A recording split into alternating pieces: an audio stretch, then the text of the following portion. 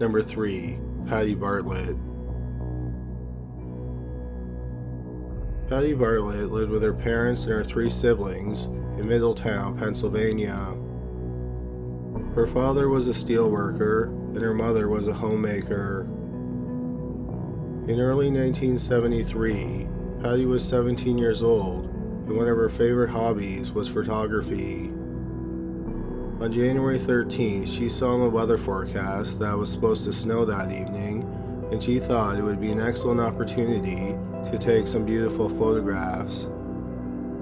So she drove her family's green Oldsmobile Cutlass to the Oxford Valley Mall in Middletown.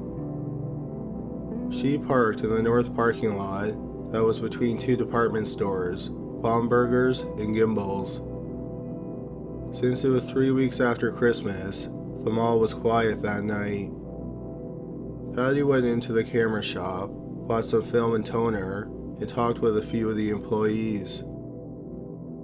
She walked out of the mall at 5:30 p.m., and it was already dark. As Patty walked to her car, she was attacked by an unknown assailant. She was stabbed twice in the chest and twice in the groin area. Patty screamed for help, and she staggered 100 feet towards the entrance of Gimbel's.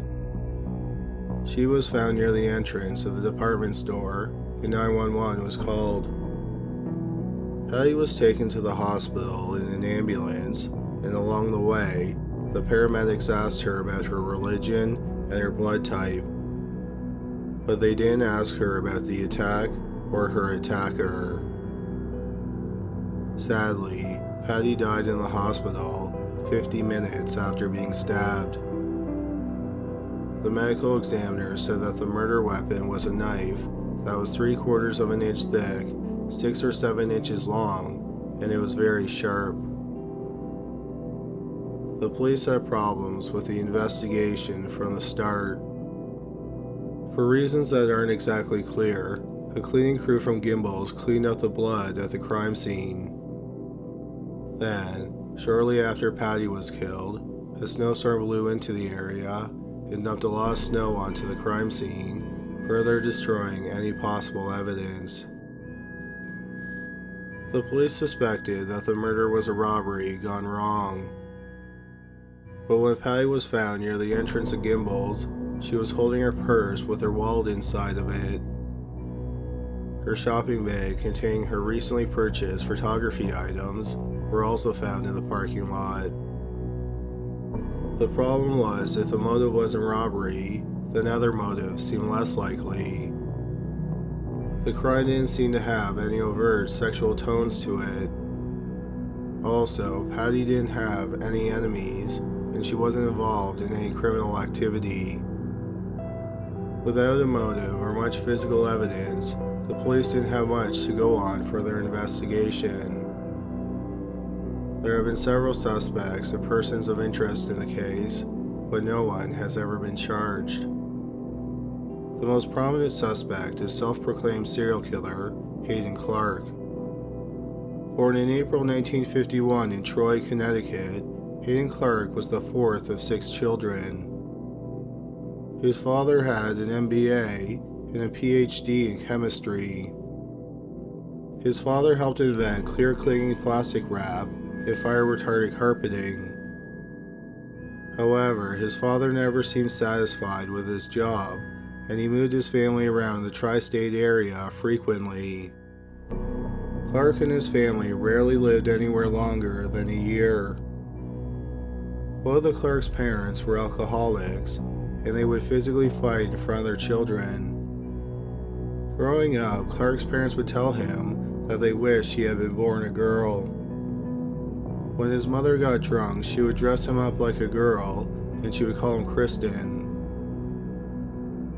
When Clark was 4 years old, he was diagnosed with a mild mental disability and cerebral palsy.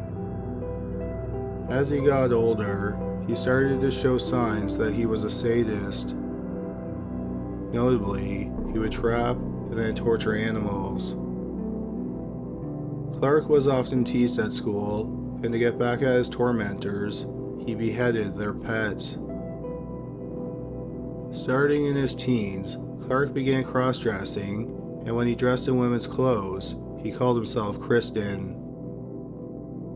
Clark graduated from high school at the age of 21, and then he went to the Culinary Institute of America. He graduated 2 years later and started working in kitchens. He rarely lasted for more than a few months at a job. In his 20s, Clark joined the Navy, and he served as a below-deck cook. In June 1985, when he was 34 years old, he was discharged from the Navy because he had been diagnosed with paranoid schizophrenia. In May 1986, Clark was living with his brother and his brother's family in Silver Springs, Maryland. Near the end of the month, he was asked to move out because he had acted inappropriately in front of his niece and nephew. Before he moved out, on May 31st, 1986, 6-year-old Michelle Dorr, who lived 2 houses down from Clark's brother, went missing. She had walked out the back door of her family's home, and she was only going into the kiddie pool in her backyard. An extensive search for Michelle was conducted, but she was nowhere to be found.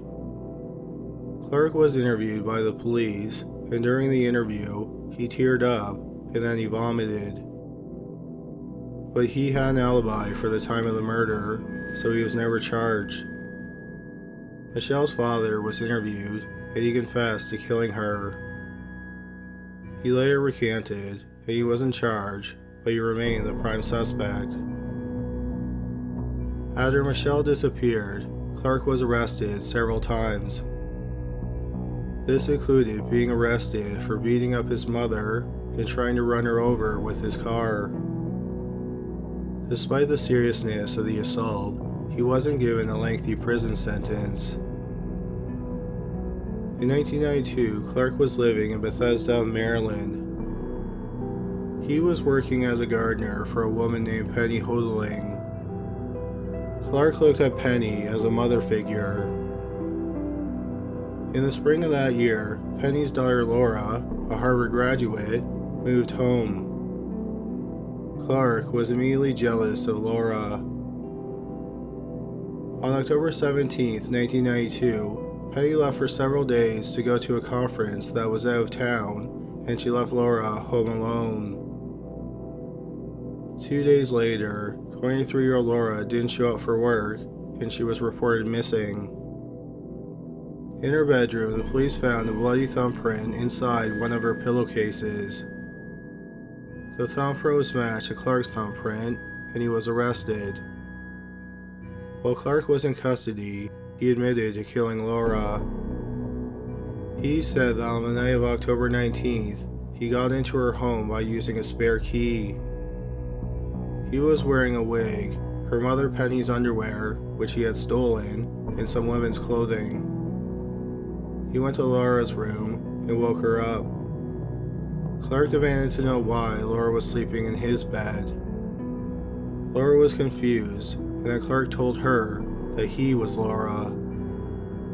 Clark then pulled out a gun and forced Laura to get out of bed. He made her undress, and then he forced her to have a bath. Afterward, he wrapped her wrists and ankles in duct tape. He planned to take her to a campsite in the woods where he wanted to, quote, introduce her to Hayden, unquote. But he got too excited as he wrapped duct tape over her mouth. He started wrapping the duct tape around her head, and eventually, the tape covered her mouth and her nostrils. When he realized she couldn't breathe, he cut the tape with a pair of scissors. While he was cutting the tape, he cut Laura, and this is how he got blood on his thumb. He then touched the inside of the pillowcase. Clark acted too slowly when cutting the tape. Laura had died. After she was dead, he buried her body. Clark originally told the police that he buried her in New Jersey, and then later, he said that he buried her someplace he lived as a child. The police conducted several searches, but Laura's remains were not found. Even though Laura's body had not been located, Clark was charged with her murder, and in June 1993, he pleaded guilty to second-degree murder. He was sentenced to 30 years in prison. After he was convicted, he led the police to Laura's body, which was buried not far from the crime scene. While Clark was in prison, he bragged to other inmates that he murdered other girls and women. Several inmates went to prison officials and told them about Clark's confessions.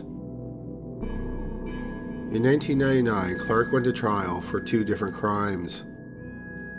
One was for trashing and booby-trapping the house of his former landlord. He was found guilty of destruction of property, and he was sentenced to 10 years in prison. At his second trial, he was convicted of killing 6-year-old Michelle Dorr. 30 inmates testified against him, and mitochondrial DNA linked him to the crime. The inmates who testified said that Clark told them that he used a 12-inch hunting knife and he cut a Z into her back. He then slit her throat. For the murder of Michelle, Clark was given another 30-year sentence. In January 2000, Clark led the police to Michelle's remains. He then admitted that he committed more murders. For example, he said he first killed a boy when he was 14 years old, and his father helped him cover up the murder. Clark told the police that he would lead them to more bodies, but he wanted to bring along another inmate that he thought was Jesus Christ. The police agreed, and they brought the other inmate, who wasn't identified other than being called Jesus, to search for the bodies. They decided to bring Jesus because he was the only person who could calm down Clark when he freaked out, which he was known to do often. Between January and April 2000, Clark, Jesus, and several officers visited sites in Connecticut, New Jersey, and Pennsylvania. Unfortunately, the searches turned up nothing. Finally, Clark took the police to the dunes of Cape Cod, Massachusetts. At the dunes, he had an odd demand. He said that he wanted to wear women's clothes and underwear. The police agreed to the terms yet again, and some officers were sent to a Kmart where they bought Clark some women's clothes. But once again, the searches turned up nothing. To prove that he wasn't lying about committing other murders, Clark led the police to a piece of property that his grandfather owned. At the property, the police unearthed a bucket that Clark had buried, and in the bucket was 230 pieces of women's jewelry. Among the jewelry were some pieces that belonged to Laura Hodeling. The police think the pieces of jewelry are trophies from Clark's victims in a killing spree that lasted over 20 years. Clark is a suspect in the murder of Patty Bartlett because he lived in the area where she was killed for several years during his teenage years and his early 20s when he claims he started killing. Clark also attended the same high school as Patty. He graduated from the school 3 years before Patty was killed. A detective who worked on the Patty Bartlett case interviewed Hayden Clark in prison and asked him if he killed her. The detective said that Clark thought about it and then said that he didn't do it. The problem is that Clark is incredibly unreliable, so it's hard to know if he's telling the truth. The police think that Clark has killed at least 13 women and children, but he has only been physically connected and convicted of 2 murders. Sadly, the police have very little physical evidence from Patty Bartlett's case. Unless someone comes forward with information regarding her murder, her case will probably remain as cold as the night that she was killed. Number 2. Nancy Bochicchio and Joey Bochicchio-Hauser. December 12, 2007 was a busy day for 47-year-old Nancy Bochicchio and her daughter, 7-year-old Joey Bochicchio-Hauser. Nancy picked up Joey from school early and took her to a doctor's appointment. After that, they decided to stop by the Town Center Mall in Boca Raton, Florida. At 2 p.m., the mother and daughter entered the mall. Since it was less than 2 weeks before Christmas, the mall was bustling. Nancy and Joey shopped for over an hour, and they left the mall at 3:11. 3 minutes later, a call came in to 911 from Nancy's phone. The call went dead as soon as the dispatcher answered. The dispatcher called back a minute later, but there was no answer. At 3:19, 8 minutes after they walked out of the mall, Nancy withdrew some money from an ATM that was near the mall. On the ATM surveillance footage, it shows at least one person sitting in the back seat of Nancy's black 2007 Chrysler Aspen. About 8.5 hours later, just before midnight, a security guard for the mall found Nancy's SUV in the parking lot not far from where she and Joey exited the mall. The SUV was idling, but there was no one in the driver's seat. The security guard looked in the rear of the vehicle, and he found the dead bodies of the 47-year-old mother and 7-year-old daughter. Both had been shot once at point-blank range in the rear of the vehicle. Both Nancy and Joey were bound with zip ties, and their eyes were covered with swim goggles that were blacked out with black cloth. Missing from the SUV was Nancy's phone and her credit cards. The phone and the credit cards were found hours later in Miami, which is over 45 miles away from the mall. The police believe that the killer or killers purchased the zip ties and the duct tape that were used in the murders at a big box store in Miami. Also, the police believe that this isn't the only serious crime that the killer committed. 4 months before Nancy and Joey were killed, on August 7, 2007, a woman, who was only identified as Jane Doe, visited the same mall in Boca Raton as Nancy and Joey with her 2-year-old son. She and her son walked out of the mall at about 5 p.m., and she put her son into his car seat, which was in the back of her SUV. Suddenly, a man got into the back seat of her SUV next to her son, and he pointed a gun at him. The man told Jane Doe to get into the SUV and drive to an ATM. Jane Doe did as she was told, and she withdrew $500 from the ATM. He bound her with zip ties and put blacked-out sunglasses over her eyes. The man drove her and her son around, and then abandoned the SUV in the parking lot of the mall where he had carjacked them. The woman and her son were left alive in the SUV. Jane Doe had a zip tie around her neck that secured her to the headrest. She was somehow able to free herself, and she got help. The police think there are too many similarities between their kidnapping and the murder of Nancy and Joey for the crimes not to be connected. Jane Doe was able to get a good look at her kidnapper, and she gave a description of him to the police. He was about 6 feet tall, and he had a long brown ponytail.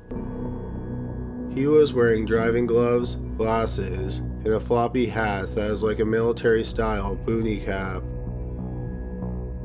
The police think that the suspect possibly committed another murder.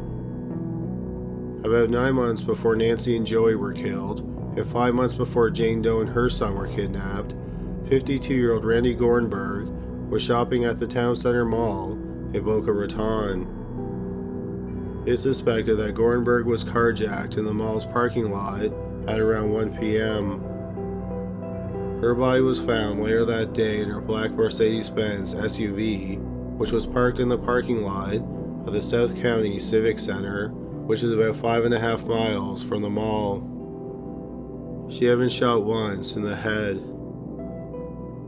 While there are similarities, like Gornberg was last seen alive at the same mall as the other victims, the police have not found any physical evidence that links her murder to the other two crimes.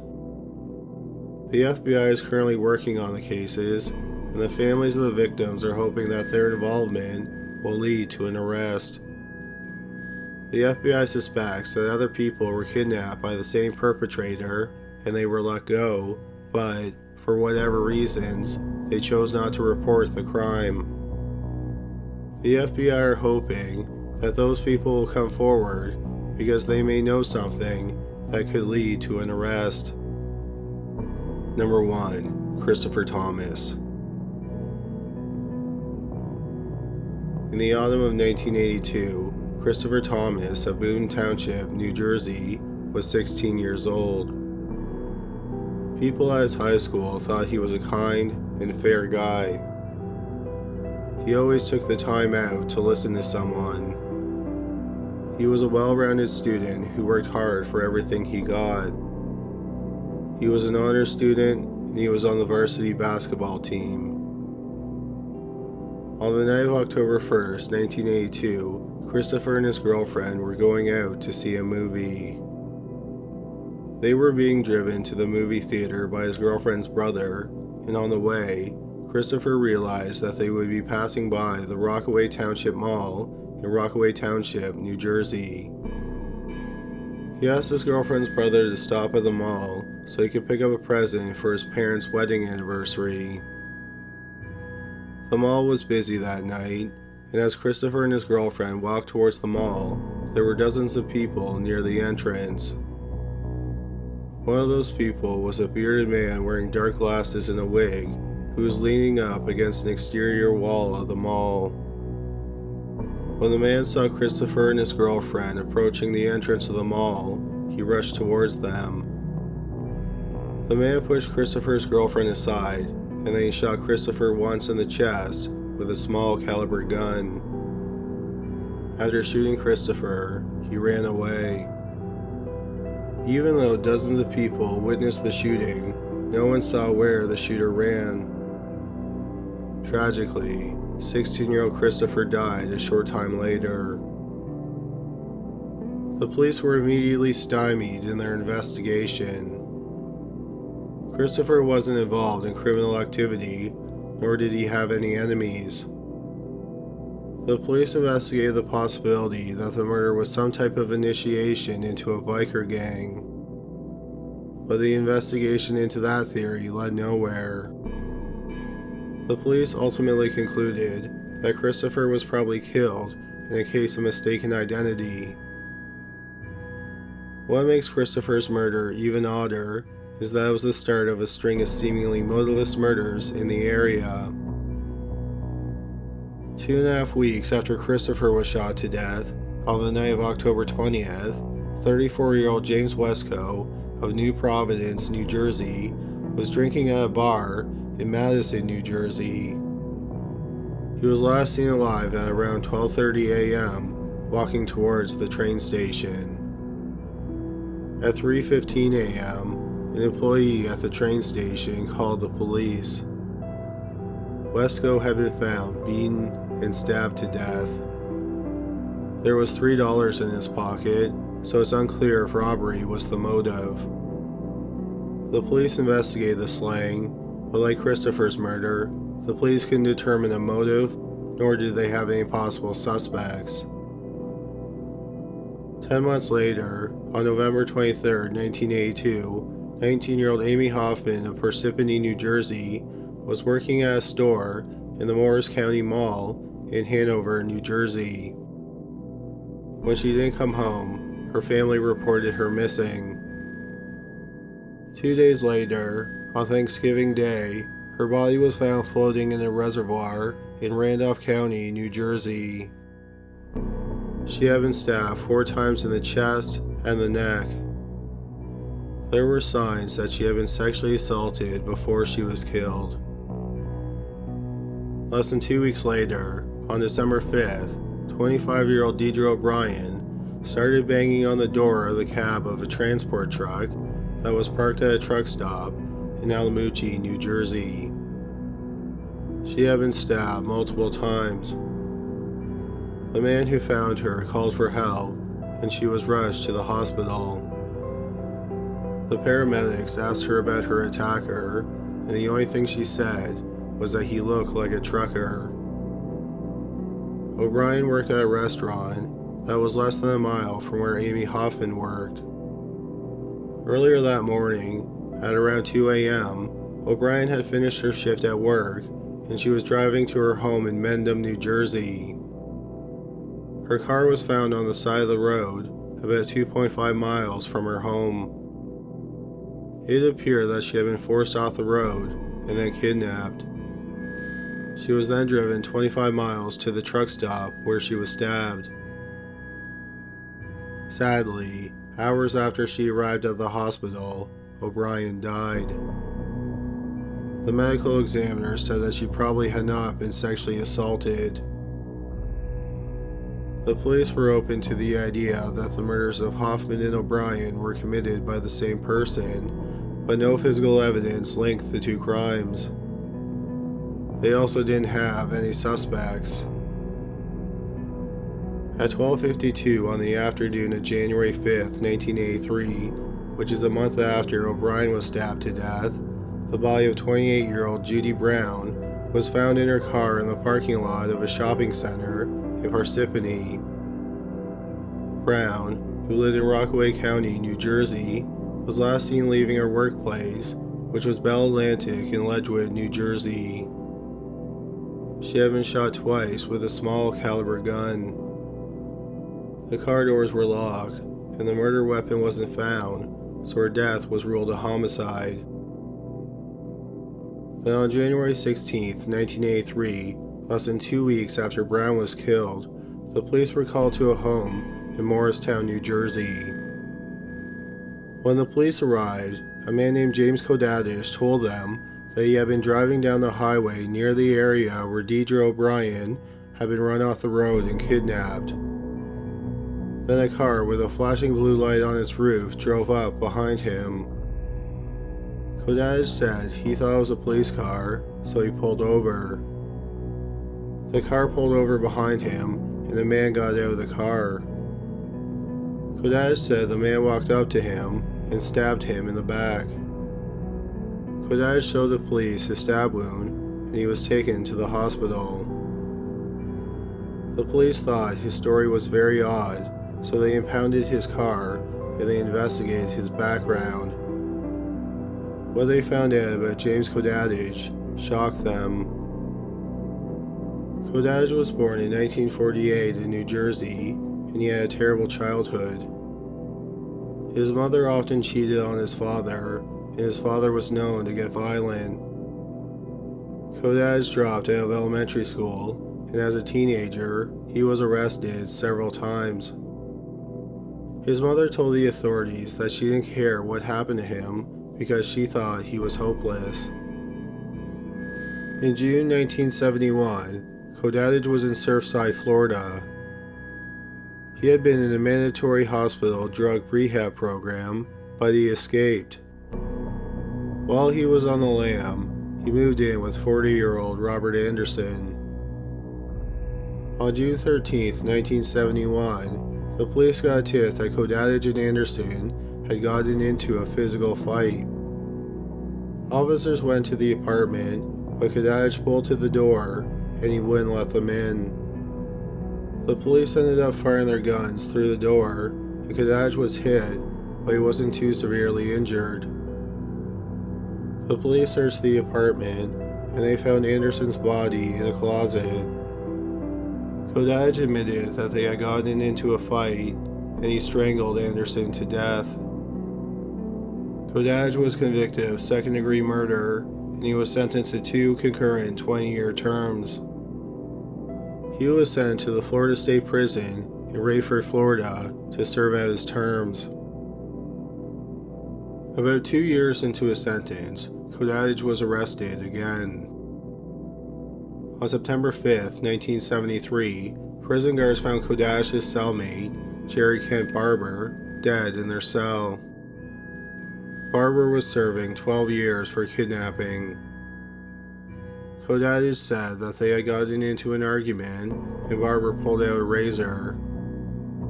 Kodadich said that in self-defense, he grabbed Barber around the throat and kept squeezing until he lost consciousness. Kodadich claimed that he didn't realize he had killed Barber. The Department of Corrections decided not to charge Kodadich because they concluded that he had acted in self-defense. Kodadich was paroled in August 1972 after serving nearly 10 years. When he left prison, he didn't have any restrictions on his parole, so he didn't have to stay in Florida.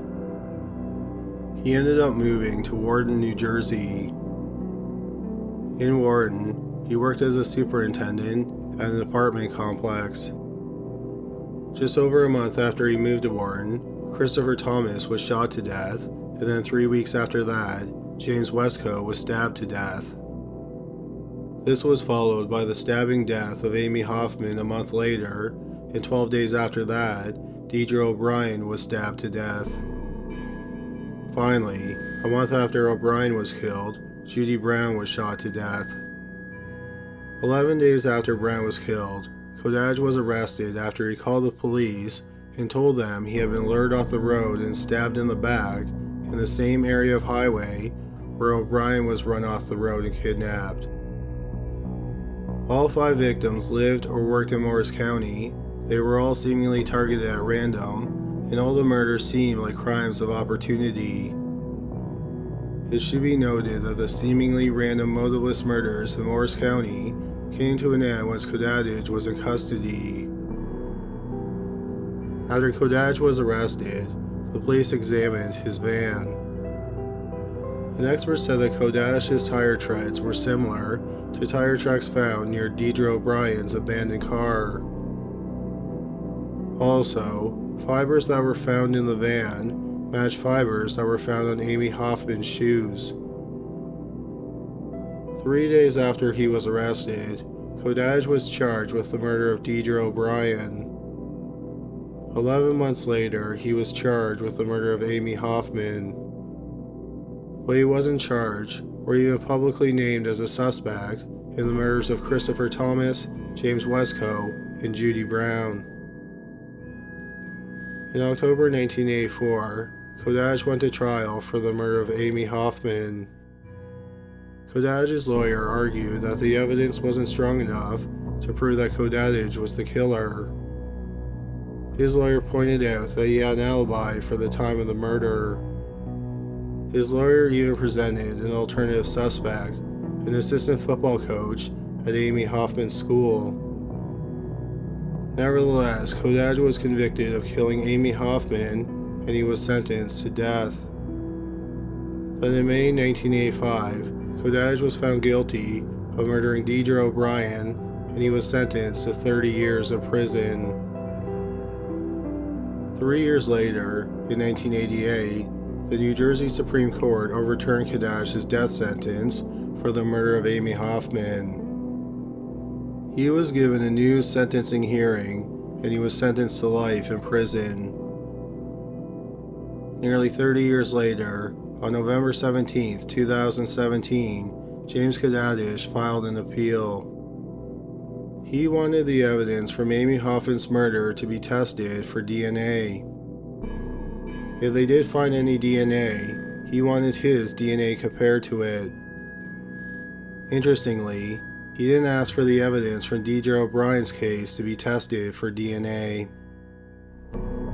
His appeal was granted, and the evidence was examined for DNA. A forensic expert found 2 DNA samples on the evidence from Hoffman's murder. In July 2018, a judge granted permission to have the DNA compared to Kodadich's DNA. In August 2018, one of the DNA samples was tested, but a viable profile couldn't be built.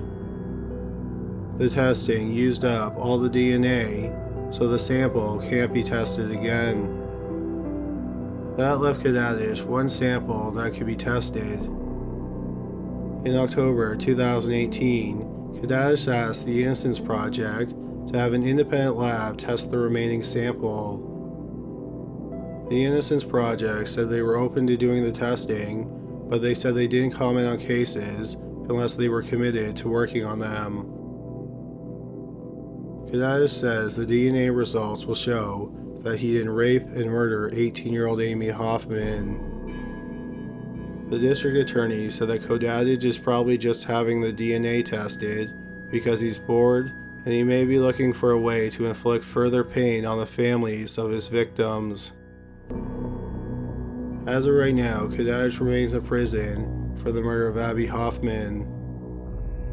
He has never been charged with the murder of Christopher Thomas, James Wesco, and Judy Brown, and it's not known if he was involved in these 3 murders.